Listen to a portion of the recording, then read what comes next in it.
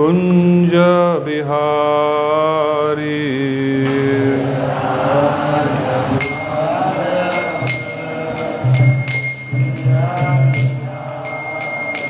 जय गोपी जन वल्लभा गिरिवरधारी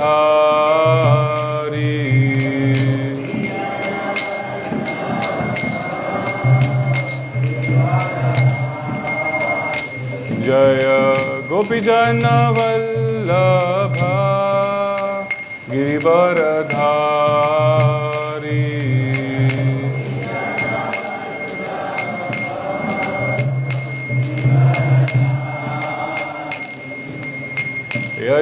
यशोदानंदन ब्रज जन रंजन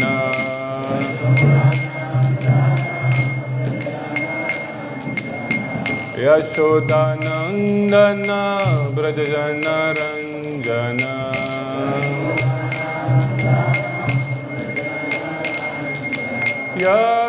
यशोदानंदन ब्रज जन रंजन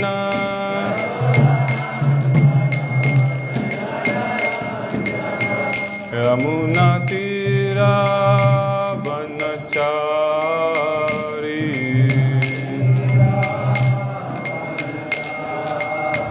यमुना तीरा वनचारी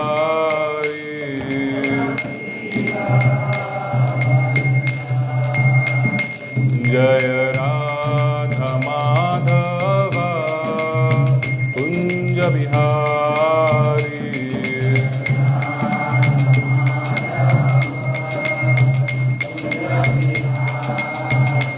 जय राधा माधव कुंज बिहारी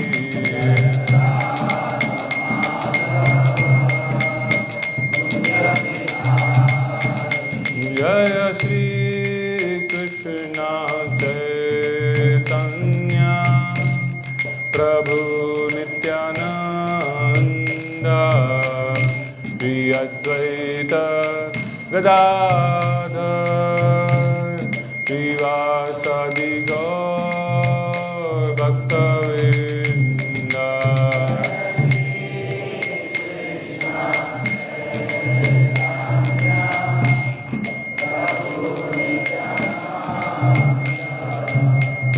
श्री अद्वैत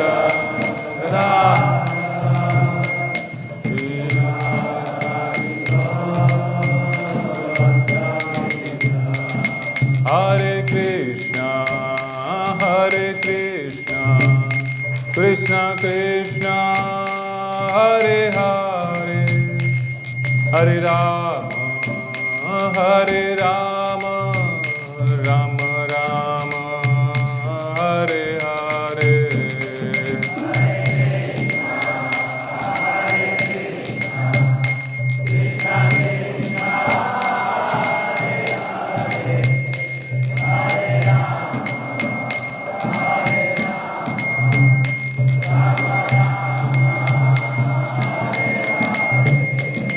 हरे कृष्णा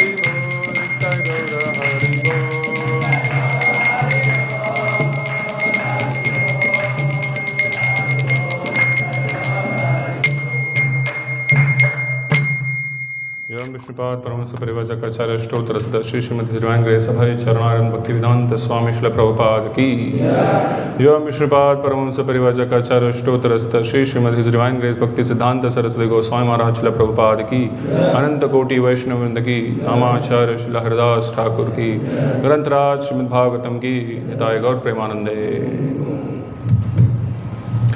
हरे कृष्णा। ओम नमो भगवते वासुदेवाय। ओम नमो भगवते वासुदेवाय। ओम नमो भगवते वासुदेवाय। नारायण नमस्कृत्यं नरं चैव नरोत्तमं देवीं सरस्वतीं व्यासं ततो जयमुदीरये। नष्टप्रायेषु भद्रेषु नित्यं भागवत सेवया भगवती उत्तमा श्लोके भक्तिर्भवति नैष्टिकी। कृष्णाय वासुदेवाय देवकी नंदनाय च नंदगोपाकुमाराय गोविंदाय नमो नमः।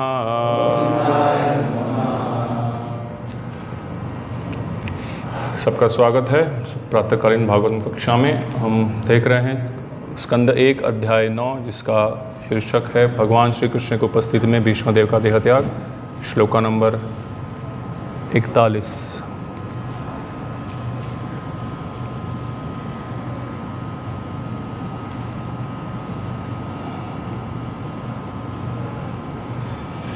मेरे पीछे बोलिए। मुनिगण नृपवर्य संकुलेन्त सदसि युधिष्ठिर राजसूय एषाम् अर्हनम् उपपेद इक्षणीयो मम दृशि गोचर एष आविर आत्मा।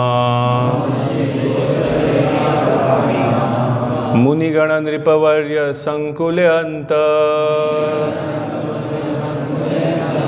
सदसि युधिष्ठिर राजसूय एषाम् अर्हणम् उपपेद इक्षणीयो मम दृशि गोचर एष आविरात्मा। मुनिगण नृपवर्य संकुल्यन्त सदसि युधिष्ठिर राजसूय एषाम् अर्हनम् उपपेद इक्षणीयो मम दृशि गोचर एष आविरात्मा। प्लीज इस साइड।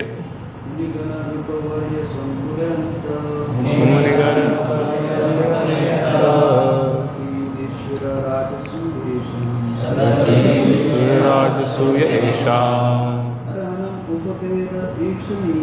अर्हण उपपेद इक्षणीयो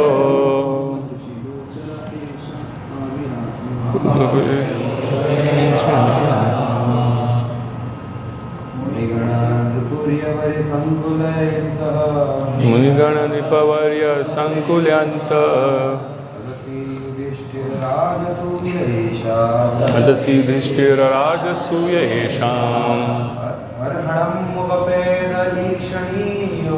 अर्हणम् उपपेद इक्षणीयो मम दृशि गोचर एष आविरात्मा। मुनिगण नृपवर्य संकुल्यन्त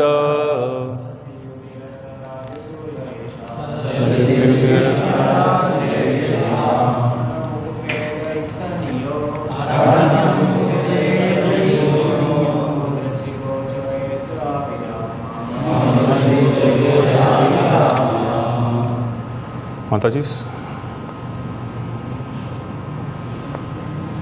शब्दार्थ मुनिगण परम विद्वान साधुजन, नृपवर्य महान शासक राजा, संकुले की महान सभा में, अंतः सदसी सभा सम्मेलन में, युधिष्ठिर महाराज युधिष्ठिर का राजसूय राजा द्वारा संपन्न यज्ञ, एशाम समस्त महापुरुषों का अर्हणम सादर पूजा उपपेद प्राप्त किया, ईक्षणीय आकर्षण का विषय मम मेरी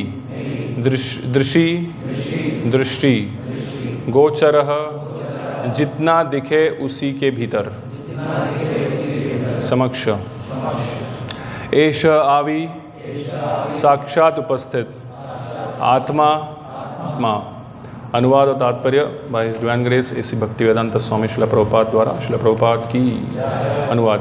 महाराज युधिष्ठिर द्वारा संपन्न राजस्व यज्ञ में विश्व के सभी महापुरुषों, राजाओं तथा विद्वानों की एक महान सभा हुई थी और उस सभा में सबने श्री कृष्ण की पूजा परम पूज्य भगवान के रूप में की थी। यह सब मेरी आंखों के सामने हुआ और मैंने इस घटना को स्मरण रखा जिससे मेरा मन श्री भगवान में लगा रहे। प्लीज मेरे पीछे दोहराइए। महाराज युधिष्ठिर द्वारा संपन्न राजस्व यज्ञ में विश्व के सभी महापुरुषों, राजाओं तथा विद्वानों की एक महान सभा हुई थी और उस सभा में सबने श्री कृष्ण की पूजा परम पूज्य भगवान के रूप में की थी। यह सब मेरी आंखों के सामने हुआ और मैंने इस घटना को स्मरण रखा जिससे मेरा मन श्री भगवान में लगा रहे। तात्पर्य: कुरुक्षेत्र युद्ध में विजय होने के उपरांत चक्रवर्ती सम्राट महाराज युधिष्ठिर ने राजस्व यज्ञ संपन्न किया। उन दिनों सिंहासन पर बैठने के पश्चात राजा अपनी श्रेष्ठता घोषित करने के उद्देश्य से विश्व भर में विचरण हेतु एक घोड़ा छोड़ता था और किसी भी राजकुमार या राजा को यह स्वतंत्रता थी कि वह उस सम्राट की सत्ता को माने या न माने। जो विरोध करता था उसे सम्राट से युद्ध करके विजय द्वारा अपनी श्रेष्ठता सिद्ध करनी होती थी। हारने पर उसे अपने जीवन की बलि देनी होती थी जिससे उसके स्थान पर अन्य राजा या प्रशासक बन सके। अतएव महाराज युधिष्ठिर ने भी पूरे संसार में चुनौती के रूप में ऐसे घोड़े भेजे और संसार भर के राजाओं तथा राजकुमारों ने महाराज युधिष्ठिर को चक्रवर्ती सम्राट के रूप में स्वीकार कर लिया। तत्पश्चात महाराज युधिष्ठिर के अधीन विश्व के सभी शासकों को राजस्व यज्ञ में सम्मिलित होने हेतु आमंत्रित किया गया। ऐसे यज्ञ में अरबों रुपए व्यय होते हैं, अतएव यह छोटे मोटे राजाओं के बस की बात नहीं थी। ऐसा यज्ञ अत्यधिक खर्चीला होने तथा वर्तमान परिस्थितियों में संपन्न कर पाने में कठिन होने से इस कलयुग में संभव नहीं है। न ही कोई ऐसे निपुण पुरोहित रह गए हैं जो ऐसे यज्ञ का भार अपने ऊपर ले सके। इस प्रकार आमंत्रण मिलने पर विश्व के सभी राजा तथा महान मुनिजन महाराज युधिष्ठिर की राजधानी में एकत्रित हुए। इस अवसर पर महान दार्शनिकों, धर्मज्ञों, वैज्ञानिकों तथा सारे महान ऋषियों सहित संपूर्ण समाज को आमंत्रित किया गया। कहने का तात्पर्य यह है कि समाज में ब्राह्मण तथा क्षत्रिय सर्वोच्च व्यक्ति होते हैं और वे सभी उस सभा में आमंत्रित थे। समाज में वैश्य तथा शूद्रों का स्थान कम महत्वपूर्ण होता था, अतएव यहाँ उनका उल्लेख नहीं किया गया है। आधुनिक युग में सामाजिक कार्यकलापों में परिवर्तित होने से वृत्तिपरक पदों के रूप में मनुष्य की महत्ता भी बदल गई है। इस प्रकार उस महान सभा में भगवान श्री कृष्ण सबकी आंखों के तारे बने हुए थे। प्रत्येक व्यक्ति भगवान श्री कृष्ण को देखना चाह रहा था और प्रत्येक व्यक्ति उनको सादर प्रणाम करना चाहता था। भीष्मदेव को यह सब कुछ स्मरण था, अतएव उन्हें प्रसन्नता थी कि उनके आराध्य पूर्ण पुरुषोत्तम भगवान उनकी आंखों के सामने अपने वास्तविक स्वरूप में उपस्थित थे। अतएव परम भगवान पर ध्यान लगाने का अर्थ है उनके कार्यकलापों, रूप लीलाओं, नाम तथा महिमा का ध्यान करना। परम पूर्ण के निराकार पक्ष का ध्यान लगाने के भ्रम से यह अधिक सरल है। श्रीमद् भगवद गीता 12.5 में यह स्पष्ट कथन है कि भगवान के निराकार पक्ष का ध्यान करना अत्यंत कठिन है। यह वास्तव में कोई ध्यान नहीं, यह तो समय का अपव्यय मात्र है, क्योंकि इससे शायद ही कभी वांछित फल प्राप्ति हो सकता है। किंतु भक्तगण श्री भगवान के वास्तविक स्वरूप तथा उनकी लीलाओं का ध्यान करते हैं, इसलिए श्री भगवान भक्तों के लिए सहज सुलभ है। इसका उल्लेख श्रीमद् भगवद गीता 12.9 में हुआ है। श्री भगवान अपनी दिव्य लीलाओं से अभिन्न हैं। इस श्लोक में इसका भी संकेत हुआ है कि जब भगवान श्री कृष्ण मानव समाज के समक्ष विशेष रूप से कुरुक्षेत्र के युद्ध में साक्षात उपस्थित थे, तो वे उस समय के महानतम पुरुष माने गए। भले ही तब उन्हें पूर्ण पुरुषोत्तम भगवान न स्वीकार किया गया हो। यह प्रचार कि कोई महापुरुष मृत्यु के पश्चात ईश्वर की तरह पूजा जाता है भ्रामक है, क्योंकि मृत्यु के पश्चात किसी भी मनुष्य को ईश्वर नहीं बनाया जा सकता, न ही भगवान कभी मनुष्य हो सकते हैं, भले ही वे साक्षात विद्यमान क्यों न हो। ये दोनों ही विचार कुधारणाएं हैं। मानववाद का विचार भगवान श्री कृष्ण पर लागू नहीं होता। हम ये सेकंड श्लोक भी देखेंगे 42 बिकॉज सेम है। और इसी तरह से इस श्लोक के बाद भीष्मदेव का स्तुति जो है वो विराम देंगे उसको हम। तो मैं पढ़ रहा हूँ इस श्लोक, कोई रिपीट मत कीजिएगा। तमिमम अहम अजम शरीर भाजम रिधि दिष्टितम आत्मकल्पितानां प्रतिदृशम इव नैकाधारकम एकम समाधिगतोस्मि विधुत भेद मोह। यहाँ पे भीष्मदेव कह रहे हैं, अब मैं पूर्ण एकाग्रता से एक ईश्वर भगवान श्री कृष्ण का ध्यान कर सकता हूँ जो इस समय मेरे सामने उपस्थित हैं, क्योंकि अब मैं प्रत्येक के हृदय में यहाँ तक कि मनोधर्मियों के हृदय में भी रहने वाले उनके प्रति द्वैत का कुधारणाओं को पार कर चुका हूँ। वे सब के हृदय में रहते हैं। भले ही सूर्य को भिन्न भिन्न प्रकार से अनुभव किया जाए, किंतु सूर्य तो एक ही है। तात्पर्य, भगवान श्री कृष्ण की एक परम ही भगवान है, लेकिन उन्होंने अपनी अचिंत्य शक्ति द्वारा अपने आप को अनेक पूर्णांशों और विभिन्नांशों में विस्तारित कर रखा है। द्वैत की धारणा उनकी इस अचिंत्य शक्ति के बारे में अज्ञान के कारण है। श्रीमद् भगवद गीता में श्री भगवान कहते हैं कि जो अल्पज्ञ हैं मात्र वे ही उन्हें मनुष्य मानते हैं। ऐसे अल्पज्ञ व्यक्ति श्री भगवान की अचिंत्य शक्तियों को नहीं जानते। वे अपनी अचिंत्य शक्ति से सबके हृदय में उसी प्रकार विद्यमान है जिस प्रकार सूर्य संसार के लोगों के सामने विद्यमान है। श्री भगवान का परमात्मा रूप उनके पूर्ण अंश का विस्तार है। वे अपनी अचिंत्य शक्ति से प्रत्येक के हृदय में परमात्मा रूप में अपना विस्तार करते हैं। वे अपने व्यक्तिगत तेज के विस्तार द्वारा ब्रह्म ज्योति के जाज्वल्यमान तेज के रूप में अपना विस्तार करते हैं। ब्रह्म संहिता में कहा गया है कि ब्रह्म ज्योति उनका व्यक्तिगत तेज है, अतएव उनमें तथा उनके तेज ब्रह्म ज्योति का परमात्मा रूप में उनके पूर्ण अंश में कोई अंतर नहीं है। अल्पज्ञानी लोग जिन्हें इस तथ्य का पता नहीं है, वे ब्रह्म ज्योति तथा परमात्मा को भगवान श्री कृष्ण से भिन्न समझते हैं। भीष्मदेव ने मन से द्वैत की यह कुधारणा पूर्ण रूप से मिट चुकी है और वे अब संतुष्ट हैं कि भगवान श्री कृष्ण ही हैं जो सब कुछ हैं। यह अनुभूति महात्माओं या भक्तों को ही प्राप्त होती है, जैसा कि भगवद गीता में कहा गया है कि श्री वसुदेव ही सर्वे सर्वा हैं और श्री वसुदेव के बिना किसी का कोई अस्तित्व नहीं है। श्री वासुदेव या भगवान श्री कृष्ण ही आदि परम पुरुष हैं, जिसकी पुष्टि अब भीष्मदेव द्वारा हो रही है।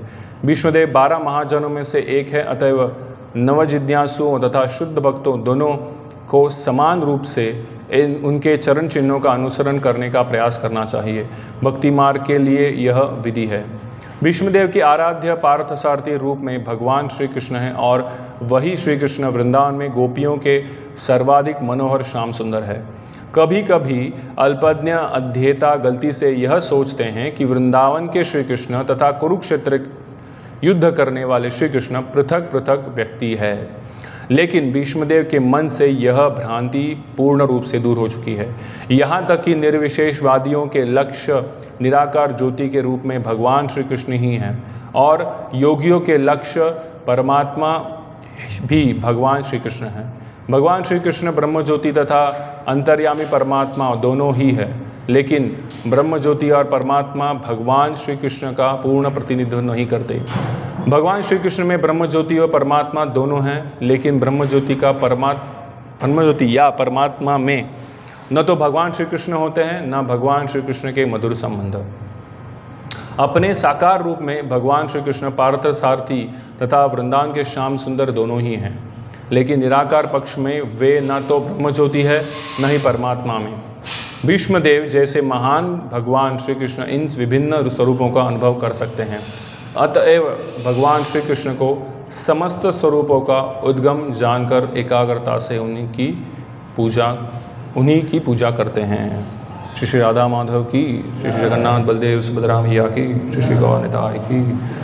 ओम अज्ञानतिमिरान्धस्य ज्ञानाञ्जनशलाकया चक्षुरुन्मिलितं येन तस्मै श्रीगुरुवे नमः। श्रीचैतन्यमनोभीष्टं स्थापितं येन भूतले स्वयं रूपा कदा मह्यं ददाति स्वपदान्तिकं। वन्देऽहं श्रीगुरौ श्रीयुतापदकमलं श्रीगुरून् वैष्णवांश श्रीरूपं सागरजातं सहगण रघुनाथान्वितं तं सजीवं साद्वैतं सावधूतं परिजनसहितं कृष्णचैतन्यदेवं श्रीराधा कृष्णपादान् सहगण ललिता श्रीविशाखावितांश। नमः ओं विष्णुपादाय कृष्णप्रेष्ठाय भूतले श्रीमते भक्तिवेदांत स्वामिन् इति नामिने। नमस्ते सारस्वते देवे गौरवाणी प्रचारिणे निर्विशेष शून्यवादी पाश्चात्य देशतारिणे। नमः ओं विष्णुपादाय कृष्णप्रेष्ठाय भूतले श्रीमते भक्ति सिद्धांत सरस्वती इति नामिने। श्रीवार्षभानवी देवी दायिताय कृपाद्भये कृष्ण संबंध विज्ञान दायिने प्रभवे नमः। माधुर्यज्वल प्रेमाढ्या श्रीरूपानुगा भक्तिदा श्री गौर करुणा शक्ति विग्रहाय नमोस्तुते। नमस्ते गौरवाणी श्रीमूर्तये दीनतारिणे रूपानुगा विरुद्धा अपसिद्धांत ध्वांतहारिणे। नमो गौरकिशोराय साक्षात् वैराग्यमूर्तये विप्रलम्बारसाम्बोधे पादाम्भोजाय ते नमः। नमो भक्ति विनोदाय सच्चिदानंद नामिने गौरशक्ति स्वरूपाय रूपानुगावरयते। गौर आविर्भाव भूमे स्वाम निर्देष्ट सज्जन प्रिया वैष्णवा सार्वभौम श्री जगन्नाथाय ते नमः। वाञ्छाकल्पतरुभ्यश्च कृपा सिन्धुभ्य एव च पतितानां पावनेभ्यो वैष्णवेभ्यो नमो नमः। नमो महावदन्याय कृष्ण प्रेम प्रदायते कृष्णाय कृष्ण चैतन्य नामिने गौरतिशे नमः। पंचतत्वात्मकं कृष्णं भक्तरूपा स्वरूपकं भक्तावतारं भक्ताख्यं नमामि भक्तशक्तिकं। हे कृष्ण करुणा सिंधु दीनबंधु जगत्पते गोपेशा गोपिका कांता राधा कांता नमस्तुते।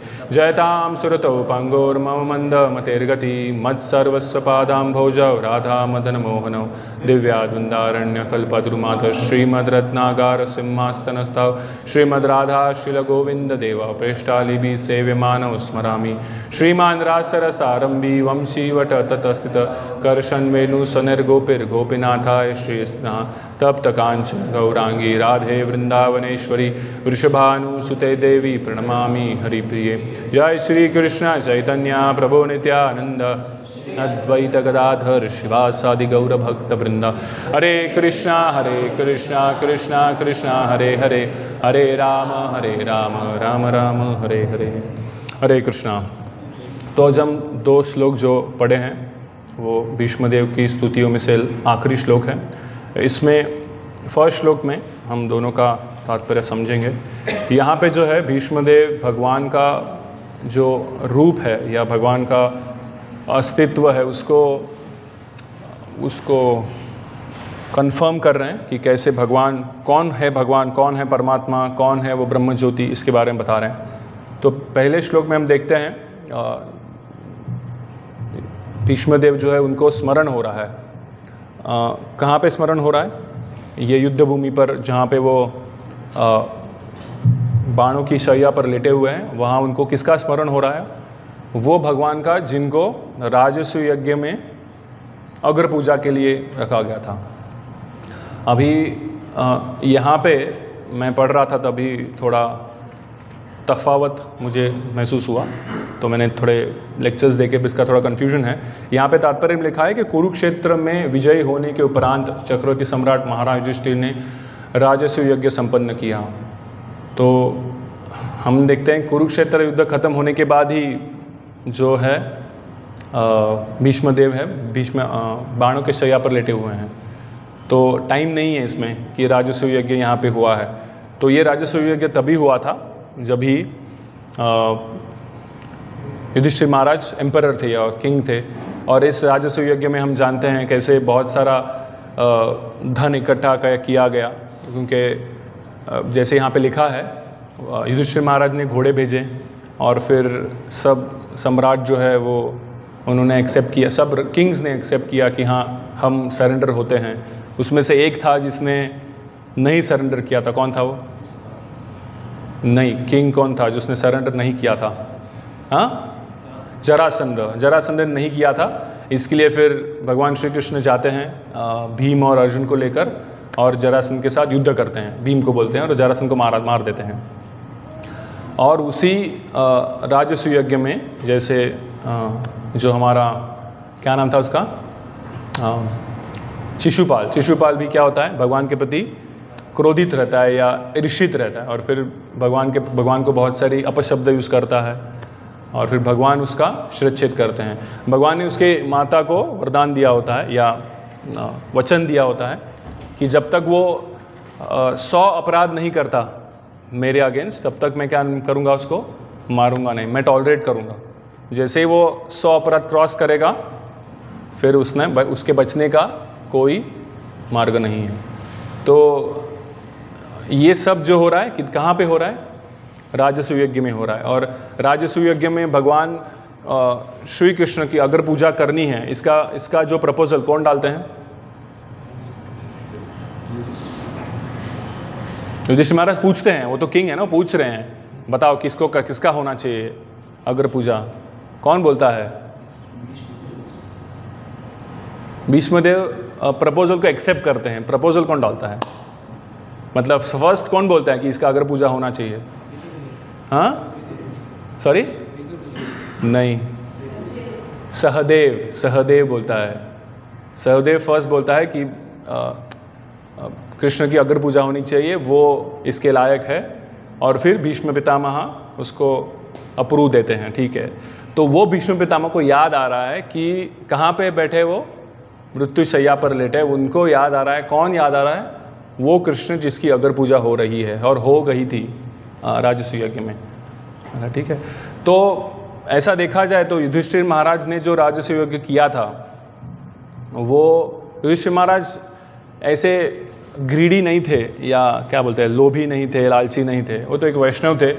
और हम देखते हैं कुरुक्षेत्र के पश्चात युधिष्ठिर महाराज बहुत दुखी थे कि मेरे वजह से इतना बड़ा युद्ध हुआ है, मेरे वजह से इतने सब लोग मारे गए, और वो राज्य लेना नहीं चाहते थे।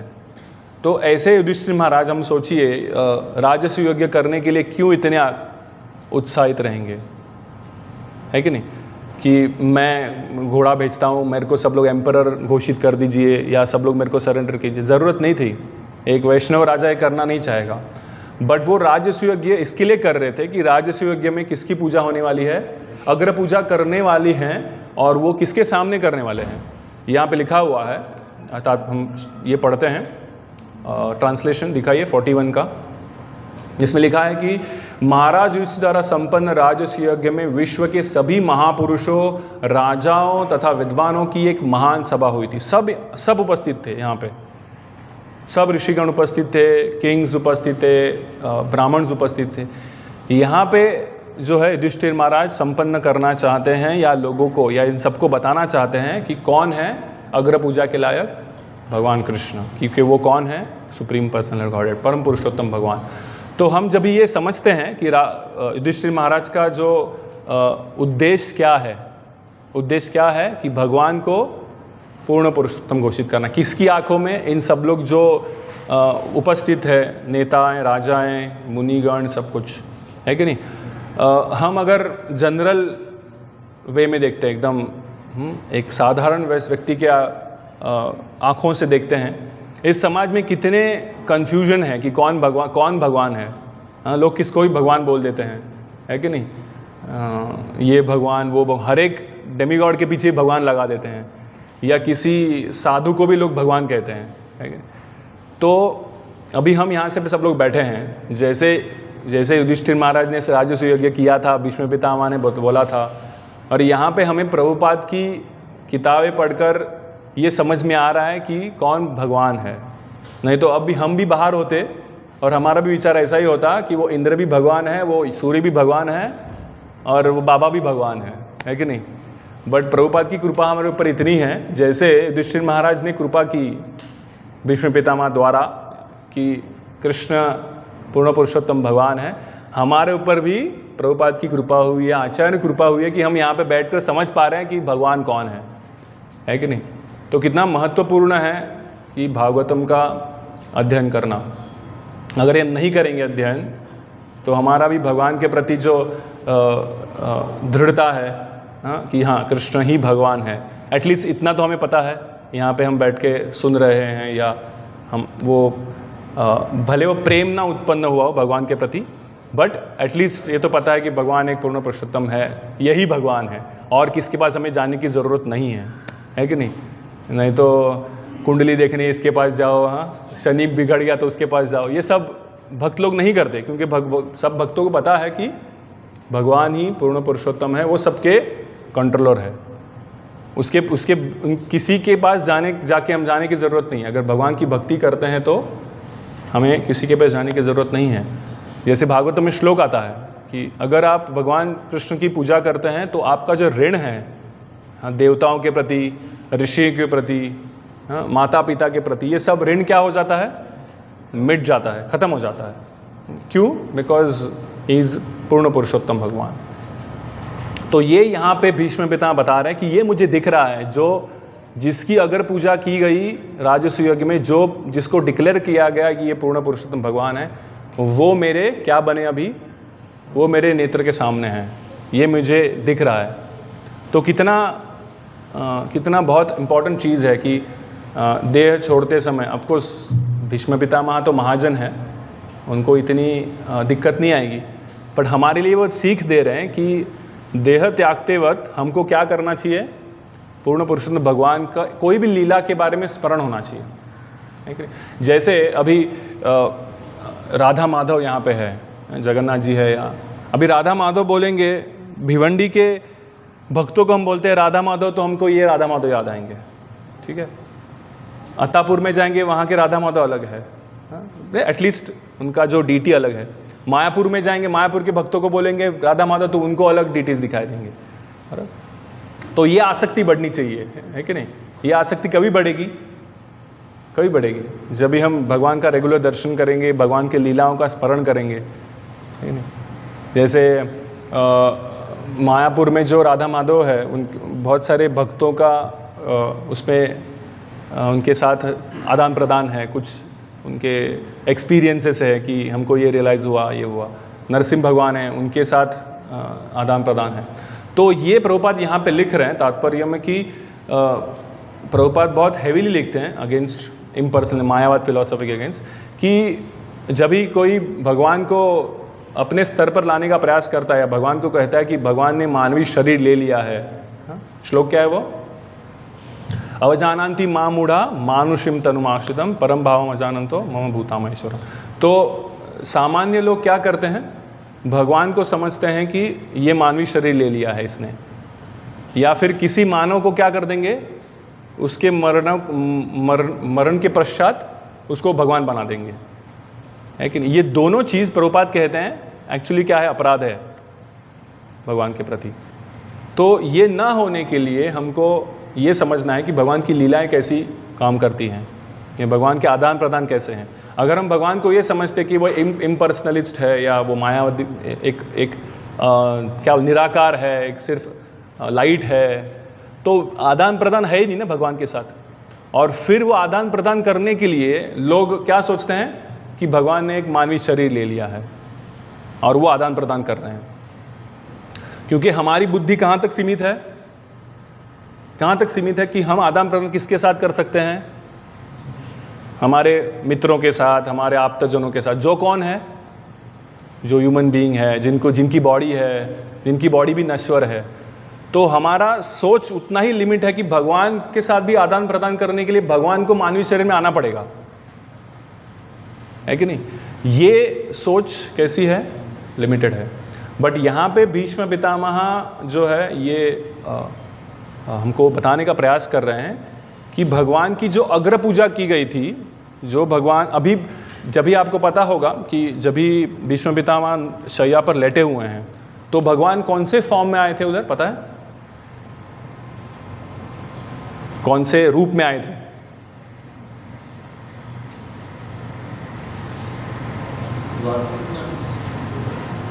कौन से रूप में आए थे, किसी को पता है?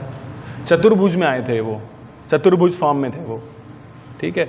तो इवन अभी जो भीष्म पितामह बोल सकते हैं ना, अरे देखो ये चतुर्भुज कृष्ण मेरे सामने खड़े हैं, उनका मैं स्मरण करता हूँ। बट वो ऐसा नहीं बोल रहे, वो क्या बोल रहे हैं, वो जो भगवान जिनकी अग्र पूजा हुई थी राजसूय यज्ञ में, वो मेरे को स्मरण में रहे।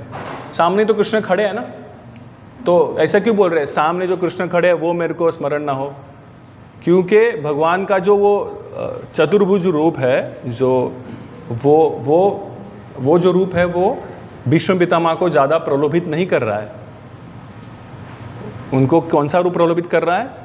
जो राजसूय युग में पूजा की गई, भगवान को एक सिंहासन पे बिठाया गया था, सब ऋषिगण, मुनि, नेताएं, राजाएं उनकी पूजा कर रहे हैं, ये उनको ज़्यादा प्रलोभित कर रहा है कि नहीं। क्योंकि कुरुक्षेत्र में, अगेन कुरुक्षेत्र में भीष्म पितामह को सुनने के लिए सब लोग आए थे, ये सुना है ना आपने कि सब ऋषिगण आए थे, नारद मुनि भी आए थे। तो उधर सेंटर ऑफ अट्रैक्शन कौन था? भीष्म पितामह थे ना, उनको सुनने आए। तो भगवान भीष्म पितामह वहाँ पे भगवान को नहीं बोल रहे देखो ये भगवान मेरे को प्रलोभित कर रहे हैं, बिकॉज वहाँ पे भगवान सेंटर में है ही नहीं। वो भगवान को रेफर कर रहे हैं जो तभी राजसूय यज्ञ में कहाँ पे थे, सेंटर ऑफ अट्रैक्शन थे या मूल व्यक्ति थे वहाँ पे। समझ में आ रहा है? तो ऐसे इसलिए भीष्म पितामह हमको याद दिला रहा है कि वो भगवान जो राजसूय में पूजित किए गए वो मेरे को प्रलोभित करते हैं। तो यही श्लोक, यही पॉइंट नेक्स्ट श्लोक में भी जो है 42वें श्लोक में भी भीष्म पितामह यही प्रस्तावित करना चाह रहे हैं कि यहाँ पे किसके ऊपर ध्यान लगा रहा है वो? सबके हृदय में रहते हैं। अभी ये भी यहाँ पे इम्पोर्टेंट है कि हम देखते हैं कृष्ण भगवद गीता में भगवान कहते हैं ना, क्या है, सर्वस्य चाहम हृदि सन्निविष्टो मत्तः स्मृति ज्ञानम अपहनम च। तो मैं तो सबके हृदय में विराजमान हूँ और मैं ही क्या दे रहा हूँ, रिमेम्बरेंस दे रहा हूँ, फॉरगेटफुलनेस दे रहा हूँ और इंटेलिजेंस भी दे रहा हूँ। अभी भीष्म पितामह ये बोल रहे हैं कि यहाँ पे जो व्यक्ति जो कृष्ण है, जो हर एक के हृदय में विराजमान है, वो व्यक्ति क्या हो, मेरे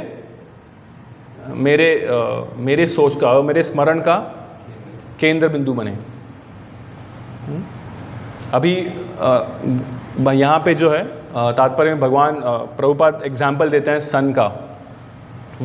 अभी हम यहाँ पे भिवंडी में बैठे हैं, हमको लग रहा है कि ओके अभी तो 8 बजे, 12 बजे हमको लगेगा कि सन हमारे सिर के ऊपर है। जो कल्याण बैठा है उसको भी लगेगा सन हमारे सर के ऊपर है कि नहीं। अलग अलग जगह पे सन लगेगा हमारे सिर के ऊपर है, लेकिन सन डिफर हो रहा है, सन तो एक ही है। कभी कभी आप रास्ते पे चल के जा रहे हो, बाजू में कैसे शोरूम आता है, टीवी का शोरूम, इलेक्ट्रॉनिक्स, बहुत सारे टीवी लगे रहते हैं, है कि नहीं। अभी हमारे प्राइम मिनिस्टर स्पीच दे रहे हैं तो सब टीवी में प्राइम मिनिस्टर आते हैं, बराबर है कि नहीं। दिखा है कभी ऐसे बहुत सारे टीवी में प्राइम मिनिस्टर? तो प्राइम मिनिस्टर मल्टीपल हो गया क्या? नहीं, वो एक ही प्राइम मिनिस्टर है। वो क्या हो रहा है, उसका टेलीकास्ट अलग अलग टीवी में हो रहा है। वैसे ही भगवान एक है, यहाँ पे कहना चाहते हैं भीष्म पितामह, लेकिन वो सबके हृदय में क्या है, विराजमान है। तो इसका मतलब ये नहीं जैसे सन का जो प्रभाव है हर जगह पे सेम पड़ता है। एक बगीचा है, वहाँ पे सन का प्रभाव सेम पड़ रहा है, लेकिन जो उगने वाला पेड़ है, कोई पेड़ उगेगा उसमें क्या आएगा, गुलाब आएगा। कोई पेड़ है उसमें क्या आएगा, शेवंती आएगा।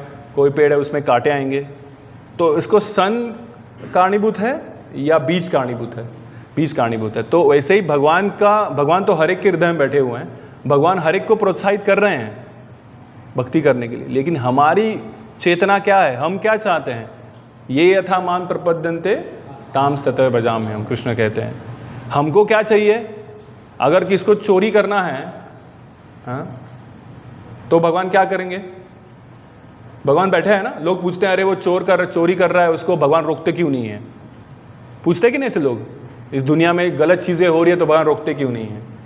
तो भगवान कारणीभूत है गलत चीज़ के लिए? नहीं, वो व्यक्ति का इच्छा कारणीभूत है।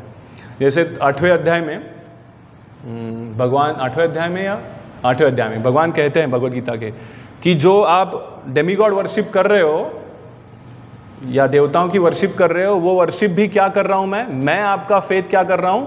स्ट्रांग कर रहा हूं। क्यों?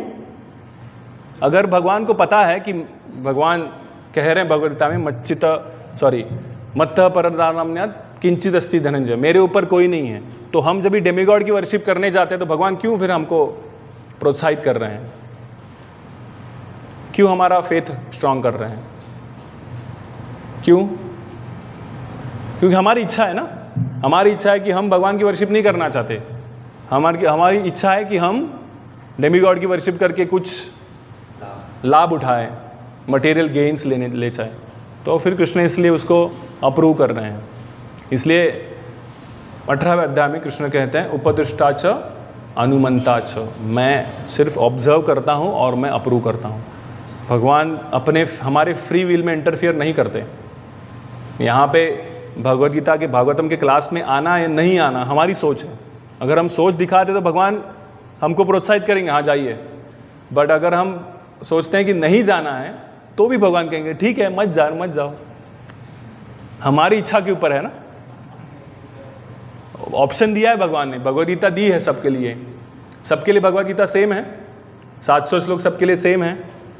ऐसा है क्या कि भक्तों के अलग है, तामसिक लोगों के लिए अलग है? ऐसा तो नहीं है, सबके लिए सेम है। फिर हर एक का नेचर क्यों चेंज हो रहा है? क्योंकि इसमें से लोग अपनी टिप्पणी भी लेना चाहते हैं, वो एक और अंडरस्टैंडिंग है। जैसे भगवद गीता पढ़ने के बाद भी लोग कहते हैं, बहुत सारी टिप्पणियाँ भी है इसके ऊपर, और लोग कहते हैं मायावादी लोग क्या कहते हैं कि भगवान जब भी कह रहे हैं कि सरेंडर अनटू मी, मेरे को सब शरण दे दो, 18वें अध्याय का 66 श्लोक, हाँ, तो जो टीकाकार है जिनको भगवान को शरण नहीं जाना है वो क्या लिखेंगे? अरे वो भगवान कृष्ण को नहीं शरण जाओ, उसके अंदर जो शक्ति है ना उसको शरण जाओ, थे कि नहीं? तो अभी ये आइडिया किसने दिया ऐसा बोलने का? अरे वो भगवान भी बैठे ना उसके हृदय में, बैठे है कि नहीं? बट उसको भगवान क्या दे रहे हैं? प्रोत्साहन दे रहे हैं, हाँ लिखो ऐसा करके, क्योंकि उसकी इच्छा है। तो भगवान हमारे इच्छाओं में इंटरफेयर नहीं करते। अभी नरसिंहदेव का प्राकट्य हुआ, जब नरसिंहदेव का प्राकट्य हुआ, प्रहलाद महाराज ने क्या सोचा था? क्या सोचे थे प्रहलाद महाराज प्राकट्य के टाइम पे? क्या सोच रहे थे? कि नहीं, भगवान सब जगह पे है और कहाँ से प्रकट हो सकते हैं, है कि नहीं? बट हिरण्यकशिपु का सोच क्या था? कहीं भी नहीं है और मुझे उसको मारना है कि नहीं? मतलब दोनों की सोच देखो, भगवान तो एक ही है और वही भगवान दोनों के हृदय में विराजमान है, लेकिन दोनों की सोच अलग है। तो यहाँ पे भीष्म पितामह बताना चाहते हैं कि ऐसे मनोधर्मियों, यहाँ पे लिख रहे हैं, यहाँ तक कि मनोधर्म के हृदय में भी रहने वाले उनके प्रति द्वैत की कुधारणा को पार कर चुका हूँ। तो भीष्म पितामह ये जान चुके हैं, ये जानना बहुत डिफिकल्ट है हमारे लिए, है कि नहीं? ये जानना बहुत डिफिकल्ट है कि मेरे हृदय में जो भगवान बैठे हैं वो इसके हृदय में बैठे हुए हैं। हम जान पाते हैं ऐसा? नहीं। पंडिता समदर्शिना, वो कैसा देखता है? ब्राह्मण को भी सेम देखता है, हस्ती को भी, गाय को भी और कुत्ते को भी सेम देखता है। हम देख पाते हैं? नहीं देख पाते। तो हम ये समझ ही नहीं पा रहे कि वो कुत्ते के हृदय में भी कौन बैठे हैं? वही पूर्ण पुरुषोत्तम भगवान बैठे जो मेरे हृदय में बैठे हुए हैं, और वो दोनों सेम हैं, एक ही व्यक्ति है, भिन्न नहीं है।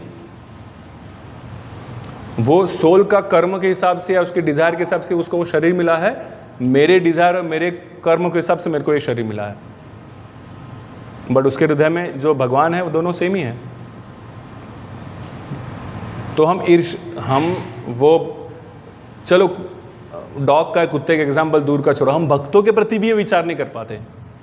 हमारे सामने भक्त दिखता है तो हमें ईर्ष्या होती है, क्रोध आता है, हाँ, हम गुस्सा करते हैं या कुछ भी हो। क्यों करना चाहिए? नहीं होना चाहिए ना। वही भक्ति, वही भगवान विराजमान है और वो सोल भी तो भगवान का अंश है, हम भी तो अंश है, सिर्फ ये बॉडी डिफरेंट है, बराबर कि नहीं? उतना ही भगवान उसको प्रोत्साहित कर रहे हैं जितना मुझे प्रोत्साहित कर रहे हैं। सो भीष्म पितामह यहाँ पे बता रहे हैं कि ये सब जो डिफरेंस है, ये एक साधारण बद्ध जीव को लगता है कि भगवान अलग है, नरसिंह भगवान अलग है, वहाँ पे जो कृष्ण खड़े हैं वो अलग है, वो जगन्नाथ जी अलग है, मेरे हृदय में बैठे हुए अलग है कि नहीं? हम जगन्नाथ जी को देखते हैं कितने, मैं तो सच बोलता हूँ कि मुझे ऐसा लगता है कि ये कृष्ण है, कुछ तो अलग ही लगता है। पहले जब भी दर्शन लेते थे हम, है कि नहीं, जगन्नाथ के दर्शन लेने कोई लगेगा कि ये कृष्ण है, साधारण व्यक्ति को तो लगेगा ही नहीं, है कि नहीं? तो जब भी, इसलिए भीष्म पितामह कह रहे हैं कि ये जो डिफरेंस है ये मैं पार कर चुका हूं, ये मुझे पता चल गया है कि ये डिफरेंस नहीं है।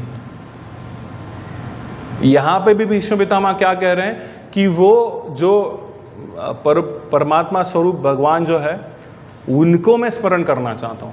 ये सामने खड़े वो नहीं, वो है वो पूर्ण, लेकिन मेरी प्रलोभन किस में है, मेरी आकर्षण किस में हो रहा है? एक तो वो पार्थसारथी जो स्वरूप है उसमें आकर्षण हो रहा है, राजस योग्य में जो राजा अग्र पूजा हो गई उसमें मेरे को प्रलोभन, मेरे को इच्छा है। तो भीष्म पितामह का भगवान के साथ जो आदान प्रदान था ये वीर्य रस में था, है कि नहीं? हम देखते हैं वीर्य रस में, क्योंकि भीष्म पितामह चाहते थे कि भगवान मेरे से युद्ध करे, मेरे से फाइट करे, तो और भगवान ने वो उनकी इच्छा पूरी भी की, अपना व्रत तोड़ दिया, अपना जो उन्होंने शब्द रखा था कि मैं युद्ध भूमि पर शस्त्र अस्त्र नहीं उठाऊंगा, वो उन्होंने बाजू में रखकर जो भीष्म पितामह चाह रहे थे कि मैं फोर्स करूंगा भगवान को, किसके लिए? युद्ध करने के लिए, उन्होंने किया। क्यों किया? बिकॉज भीष्म पितामह को वो रस में आदान प्रदान ज्यादा हो रहा था, है कि नहीं? वो रस में आदान प्रदान हो रहा था और वो कृष्ण को भी वो चाहिए था कि ये रस का आदान प्रदान करने के लिए कोई तो मेरे साथ चाहिए ना। जैसे लोग पूछते हैं, अरे भीष्म पितामह को महाजन बोलते हो, तो भीष्म पितामह तो कौरव के साइड से लड़े, है कि नहीं? लोग पूछते हैं ऐसे, तो उसका रीज़न यही है कि भीष्म पितामह कौरवों के साइड से दुर्योधन के लिए नहीं लड़े हैं। भगवान कृष्ण की इच्छा थी कि वो लड़े और वो वीर रस का आदान प्रदान करने के लिए कोई तो भगवान को मिले।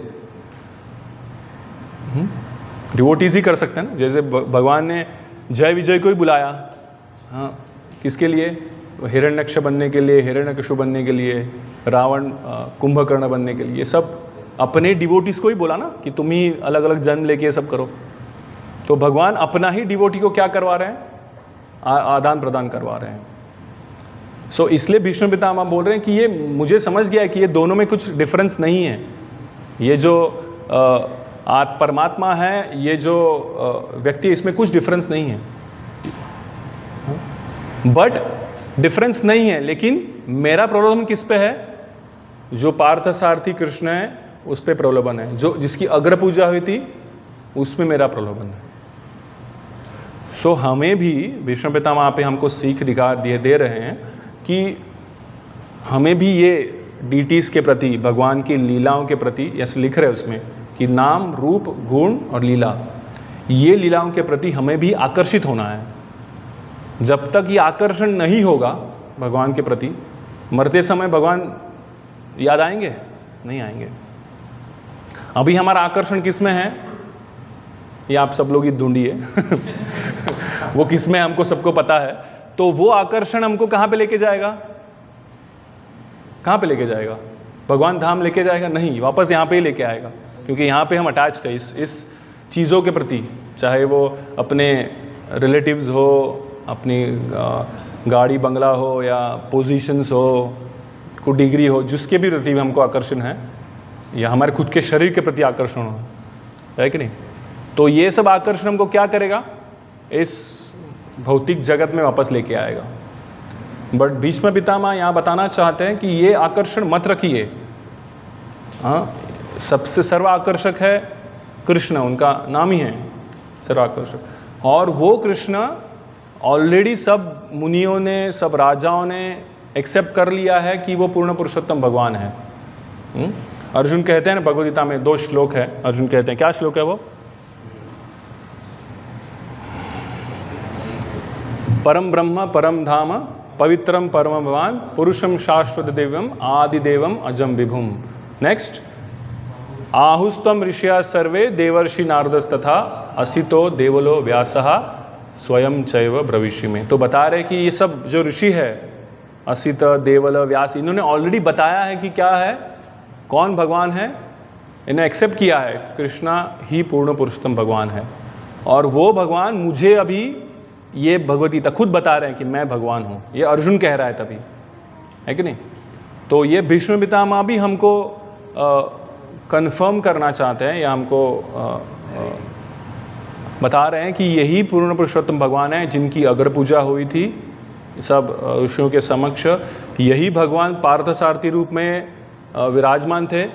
भले हमको लगेगा, इसलिए वो यहाँ पे लिख रहे हैं इन तात्पर्य में कि कोई टीकाकार लिखते हैं कि वो जो वृंदावन के कृष्ण हैं वो अलग है, और युद्ध भूमि पर जो कृष्ण खड़े हैं वो अलग है। नहीं, दोनों एक ही व्यक्ति है, दोनों का आदान प्रदान कैसा है, अलग है। जैसे अगर भीष्म पितामह के लिए कौन सा रूप है, पार्थसारथी का रूप आकर्षित कर रहा है। अभी नंद महाराज और यशोदा मैया के लिए पार्थसारथी का रूप आकर्षित करेगा? नहीं करेगा, उनको वो बाल कृष्ण का रूप ही आकर्षित करेगा। गोपियों के लिए भी पार्थसारथी का रूप आकर्षित करेगा? नहीं करेगा। गोपियाँ जब भी रास लीला चल रहा था उनका, तो रासलीला में कृष्ण क्या हो गए, अंतर्धान हो गए, गायब हो गए उनके सामने से, क्योंकि ऐसा कहा जाता है गोपियों को लग रहा था कि कृष्ण मेरे साथ ही नाच रहे हैं। और जैसे ही उनको ये इच्छा प्रकट हुई उनके मन में, कृष्ण क्या हो गए, अंतर्धान हो गए।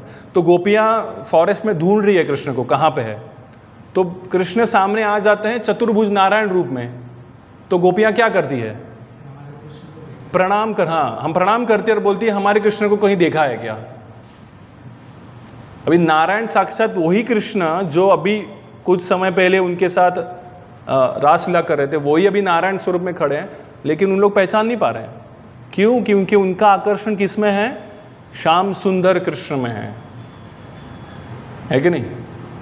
वैसे हर एक व्यक्ति का ये आकर्षण, हमारा भी आकर्षण डिटीज में होना चाहिए। इसलिए प्रभुपाद कहते हैं कि नियोफाइट जो व्यक्ति है या जो नवसिखा भक्त है, उसको डीटी वर्शिप में ज़्यादा ध्यान देना चाहिए।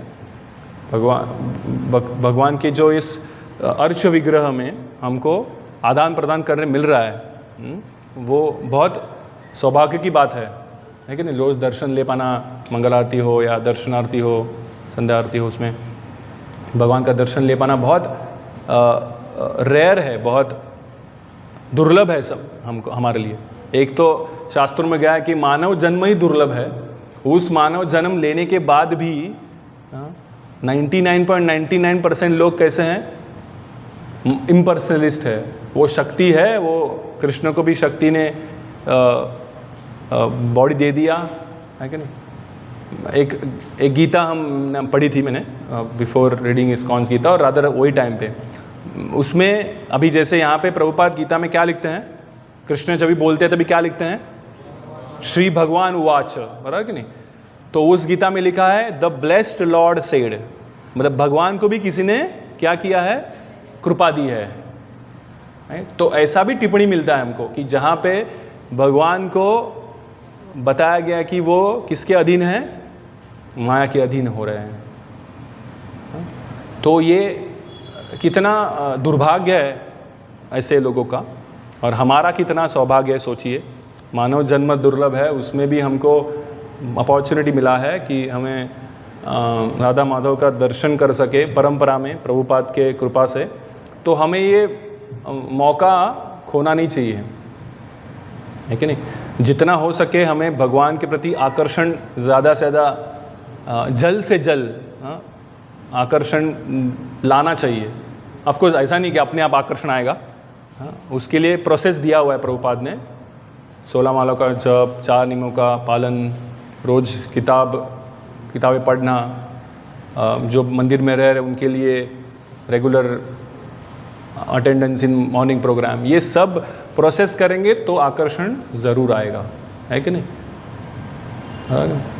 तो वो आकर्षण आएगा तभी हम नाम जब भी अच्छे से कर पाएंगे। तो ये प्रोसेस है रेगुलर। जैसे हम जब भी पंचतत्व मंत्र बोलते हैं, जय श्री कृष्ण चैतन्य प्रभु नित्यानंद श्री अद्वैत गदाधर शिवासादि गौर भक्तवृंदा, तो हमें जो लोग मायापुर गए हैं तो ऑटोमेटिकली हमको मायापुर के पंचतत्व हमारे सामने आते हैं, है कि नहीं। और जैसे रिसेंटली होता है, जैसे अभी हम मायापुर जाके आए जून में, तो अभी तो अच्छे से दिखेंगे, वो जून का दिसंबर आएगा ना तो वो धुंधले हो जाते हैं है कि नहीं। और अगले मई तक तो भूल ही जाते हैं उनको कौन कौन पंचतत्व है। हाँ, वो तो ये क्यों हो रहा है? बिकॉज हम जो है भगवान का आकर्षण में कम पड़ रहे हैं। किधर तो हमारा आकर्षण बाहर की चीज़ों के प्रति ज़्यादा है। हम भगवान का दर्शन तो करते हैं, उसका आकर्षण हो गया, लेकिन उसके बाद हम बाहर की चीज़ों में ज़्यादा आकर्षण रख रहे हैं, है कि नहीं। बाहर की चीज़ों में ज़्यादा आकर्षण हो रहा है। वो आकर्षण जब भी हम बंद करेंगे ना, तभी भगवान के प्रति आकर्षण आएगा। तो ये भीष्म पितामह यहाँ पे बता रहे हैं कि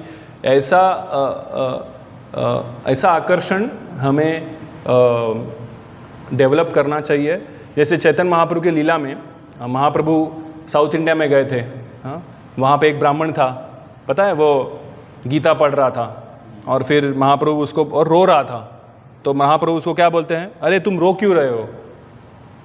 तो वो बोल रहा है कि मैं गीता पढ़ रहा हूँ लेकिन मुझे पढ़ना नहीं आता, मैं तो इलिटरेट हूँ, मेरे गुरु ने मुझे बताया कि गीता पढ़ो करके, तो रो क्यों रहे हो। तो बोल रहा है कि अभी ये इलिटरेट है, इसने कुछ गीता पढ़ी नहीं है, हाँ, लेकिन वो क्या बोल रहा है कि मुझे जब भी याद आता है कि वो भगवान पूर्ण पुरुषोत्तम भगवान अपने भक्त के लिए सारथी बने हैं, तभी मुझे क्या हो रहा है, वो मेरा हृदय विदीर्ण हो रहा है। अरे इतने भगवान कृपालु हो सकते हैं, है कि नहीं। तो उसको पढ़ना नहीं आ रहा है, बट वो क्या कर पा रहा है, वो भगवान की वो लीला के वो गुण को, रूप को ध्यान कर पा रहा है और उसके उसे रोना आ रहा है, बराबर कि नहीं। तो ऐसा भाव हमें डेवलप करना है भगवान के प्रति, उनकी लीलाओं के प्रति ऐसा भाव आना चाहिए कि अगर हम देख रहे हैं, हम अभी जैसे यहाँ पे पढ़ रहे हैं, भागवतम पढ़ा, अभी भागवतम का फर्स्ट कैंटो, इसको क्या कहते हैं,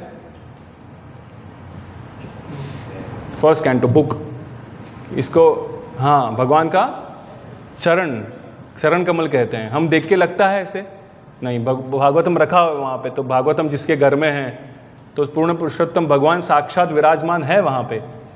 भगवान का जो 10th कैंटो है, भगवान का मुख कमल है, हाँ?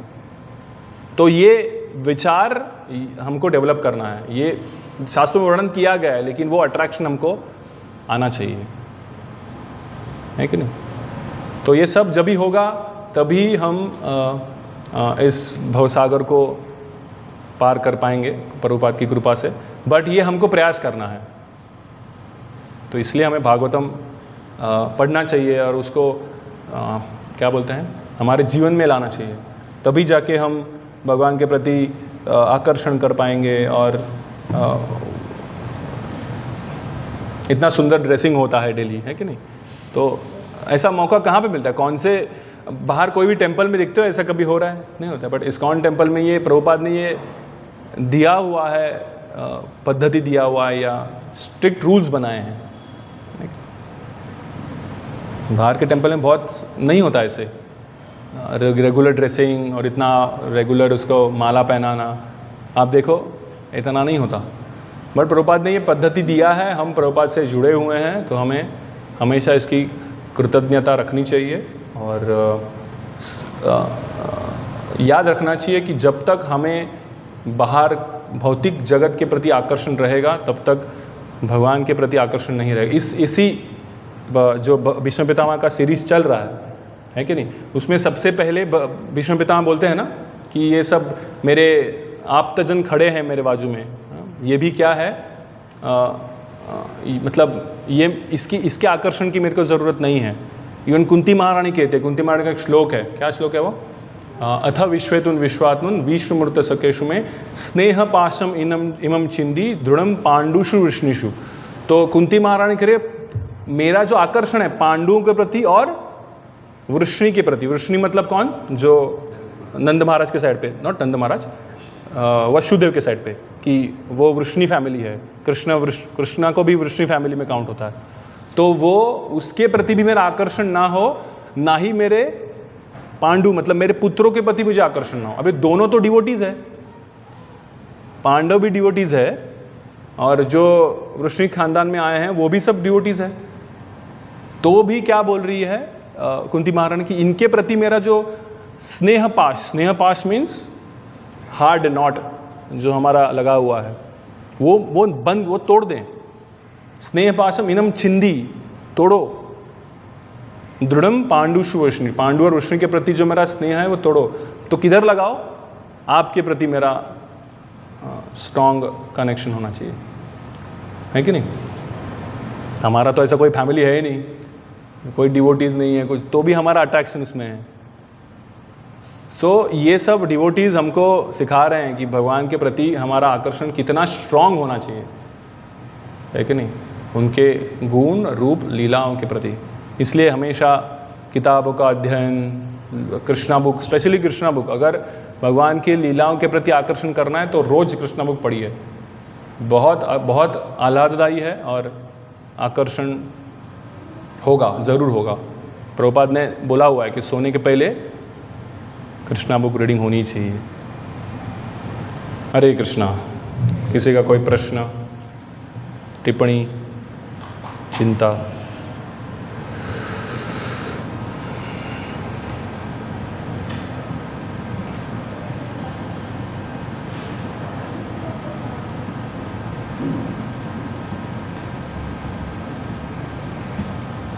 यस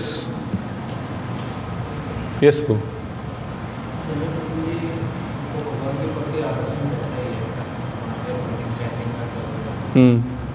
जैसे हम संसारिक कार्य में जाते हैं, कुछ कार्य ऐसे हैं कि ना चाहते हुए भी हमें करने पड़ते हैं, जैसे कि हमारे प्रोफेशन में कि जैसे क्लाइंट्स का कुछ काम करवाना है तो आप क्लाइंट की सेवा तो करते नहीं है सर, ना चाहते हुए क्लाइंट के थ्रू क्लाइंट हो जाए तो कैसे भी करना टाइम में मन बहुत विचलित होता है कि काम में ऐसा है, तो फिर उसके बाद मन भी उठता है कैसे उससे बात करना कैसे। हाँ, तो इसीलिए हमारे आचार्यों ने कुछ हमें उपदेश दिए हुए हैं इस बारे में कि कैसे रहना चाहिए। रूप गोस्वामी ने हमको टिप्पणी दी है, रूप गोस्वामी ने बताया है कि हमारा इनकम जो है वो किस मार्ग से आ रहा है। इसमें बहुत सारे कलमश है, बहुत सारे कर्म लगे हुए इसमें, तो फिर उसको दान देकर उसको शुद्ध किया जा सकता है। तो ये सिंपल वे रूप गोस्वामी ने बताया कि अगर हम ऐसे प्रोफेशन में हैं जहाँ पे ऐसे कुछ कार्य, कोई भी प्रोफेशन में हो, बहुत अच्छा भी हो, उसमें आसक्ति तो है ही ना। और आज कलयुग में तो कोई भी प्रोफेशन नहीं है जिसको कर्म खराब नहीं है कि नहीं। कोई भी प्रोफेशन लो आप, तो उधर लगने ही वाले हैं कर्म, चाहे वो बॉस का कर्म हो या अपने नीचे वाले एम्प्लॉय का कर्म हो, लगने तो वाला ही है। तो फिर उसको हमको क्या करना चाहिए, भगवान के प्रति उतना कंट्रीब्यूशन कर कर दान देना चाहिए, इसलिए दान दिया जाता है। और रही बात चेतना की, तो उसको ठीक करने के लिए हमारा ये सब प्रोसेस है ही। भौतिक रूप से देखा जाए तो दान करो, आध्यात्मिक रूप से देखा जाए तो ये प्रोसेस जो है सटीकता से फॉलो होना चाहिए। 16 माला का जप, 4 नियमों का पालन, अध्ययन डेली प्रभुपाद के, ये होगा तो ऑटोमेटिकली आकर्षण आएगा ही। कुछ तो फर्क पड़ा है ना हमारे में। अभी जैसे हम 2 साल पहले जो हम जब कर रहे थे, या 2 साल पहले जो हमारी स्थिति थी, फॉर योर एग्जाम्पल, और अभी हमारी स्थिति का इतना चेंज है। हाँ, तो होगा ही। वो प्रोसेस किसी किसी के जीवन में फास्ट हो सकता है, किसी किसी के जीवन में स्लो हो सकता है। ये अथामाम प्रपद्यन्ते ताम तप, भगवान वैसे ही हमको रेसिप्रोकेट करेंगे। इसलिए कहते हैं ना, क्या श्लोक है वो, तीव्रेण भक्ति योगेन यजेत पुरुषम परम। तीव्रेण, कितनी तीव्रता से हम लोग पूजा कर रहे हैं भगवान का, उतना भगवान रेसिप्रोकेट करेंगे। तो जप में कितना हम सिंसियरली जप कर रहे हैं, अध्ययन कितना अच्छे से कर रहे हैं, 4 नियमों का पालन कितना सटीकता से कर रहे हैं, ये सब जितना स्ट्रांग होगा, जितना डिसिप्लिन्ड वे में होगा, उतना ही जल्दी हमको आकर्षण आएगा भगवान के प्रति। ठीक है। हरे कृष्णा। ग्रंथराज श्रीमद् भागवतम की, श्रील प्रभुपाद की, गौर प्रेमानंद।